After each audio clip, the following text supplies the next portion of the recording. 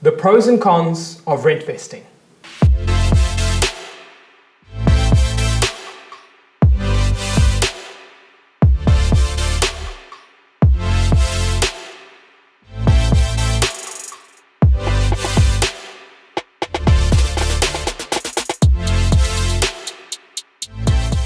Firstly, what is rent vesting?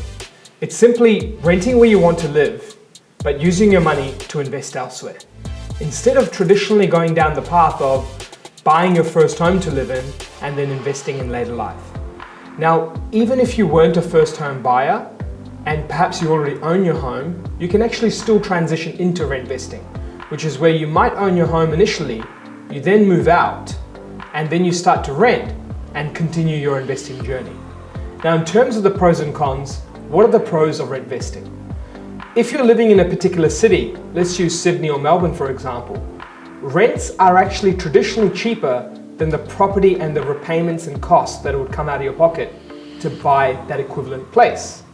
Because the yields in these two cities, which is basically the rental return you get on the property you buy, is so low that the costs of rents are ending up cheaper than the costs of actually buying that place to live in on what we would call a standard mortgage. So one of the pros suddenly becomes that saving that you have in money. Other pros become the choice of lifestyle.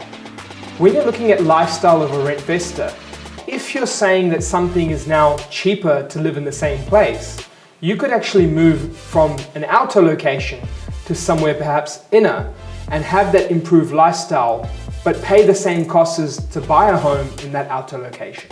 So these are one of the main things that many rentvestors really like. Now, other pros are that if you're looking to perhaps maybe you had a change in your circumstances in your life. Say that you've had some family changes or perhaps even financial changes. Imagine the impact that can have to your life straight away. Now, when you're thinking of rent vesting, the commitment usually is say 6 months or 12 months on a lease. And therefore, the impact of that sudden change might not be as much as compared to a 30-year mortgage on a home. So that covers off the pros of rent vesting. What about the cons? Well, dead money is one common one that's often used.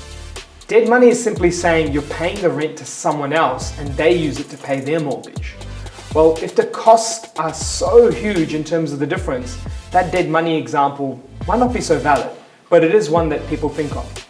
The other one is for first home buyers. If you did decide to go down the avenue of rent vesting, you may actually lose out on your incentives, example, first home buyer grants.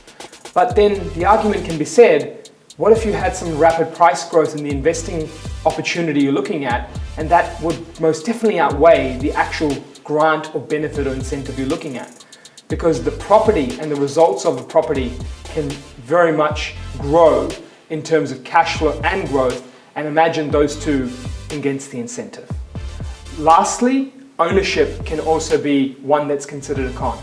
If you're buying property, you actually own the place.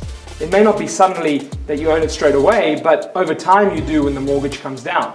Whereas for renting, you don't have that full ownership. It is technically someone else's place. So those are the pros and cons of rent vesting. As you can probably tell, I'm a big advocate of rent vesting, but there are pros and cons to be considered that you should know about. That's it from us here at InvestorKit, the experts in wealth creation, helping you take action.